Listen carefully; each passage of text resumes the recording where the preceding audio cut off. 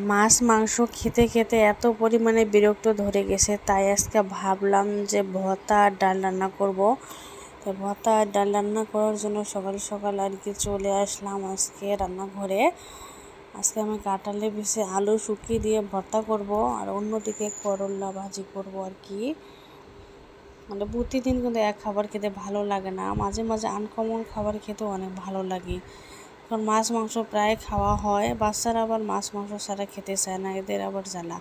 আপনি যদি একটু ডাল ভর্তা খেতে চান, বাচ্চাদেরকে ওই ঘুরে ফিরে ডিম বা মাংস রান্না করে দিতেই হয়। এখানে কাঁঠালের বেশি আলু শুটকি মানে বেশি করে ঝাল দিয়ে আমি আজকে ভর্তা করব।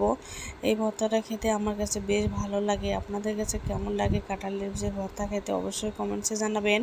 এটা গ্রামে হলে তো আমি কচু পাতা দিতাম, তারপর মনে করেন আরও অনেক ধরনের সবজি অ্যাড করে তারপর ভর্তাটা তৈরি করতাম, তাহলে কিন্তু খেতে অনেক মজা লাগতো। আমাদের ওইদিকে এইভাবে একটা ভর্তা তৈরি করি আমরা ভর্তার নাম হলো সিদ্ধ ভর্তা বলি আর কি আমরা।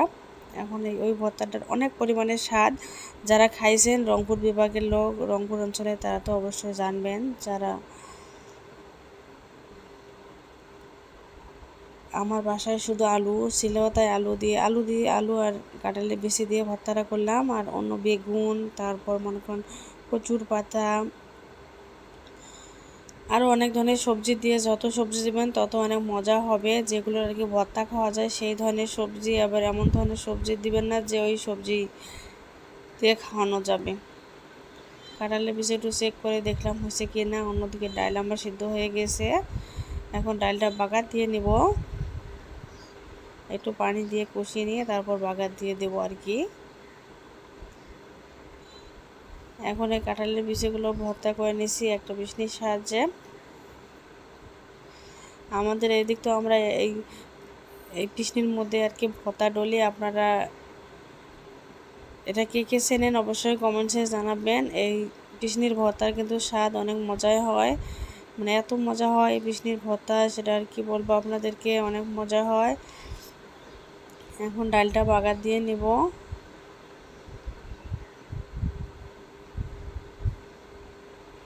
এখন সব কিছু পরিষ্কার পরিচ্ছন্ন করে নেব আর কি। এখন আমার রান্না বান্না শেষ, এখন সব কিছু পরিষ্কার পরিচ্ছন্ন করে নেব।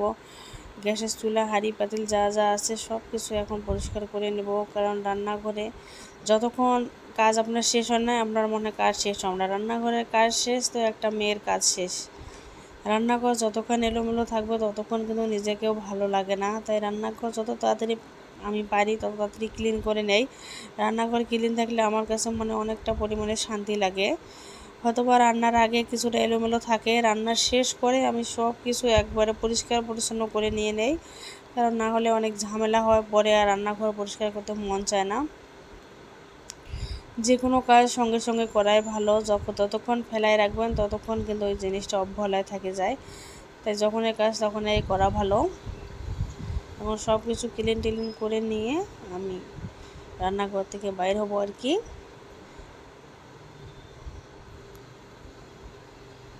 মানে এই চুলাগুলা প্রতিদিন পরিষ্কার যে না করেন এত পরিমাণে ময়লা হয়ে থাকে, কেমন যায় নিজেকে খারাপ খারাপ লাগে, বিশ্রী দেখা যায়, ভালো লাগে না কেন জানি রান্নাঘর অপরিষ্কার থাকলে।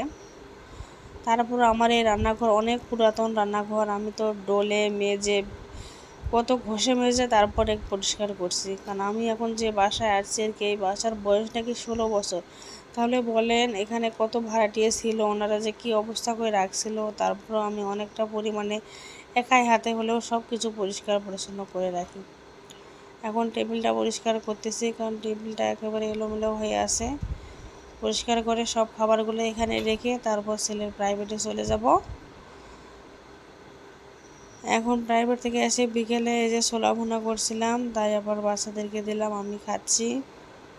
খেয়ে তারপর আমার হাজব্যান্ড আবার রুটি খাবে, ওনার জন্য আবার রুটি তৈরি করতেছি। সেমাইয়ার রুটি খাবে, সেমাইয়ার রুটি তৈরি করতেছি। আজকের ভিডিওটি এ পর্যন্তই। সকলে ভালো থাকেন, সুস্থ থাকেন, আবার দেখা হবে পরবর্তী নতুন কোনো ভিডিও নিয়ে।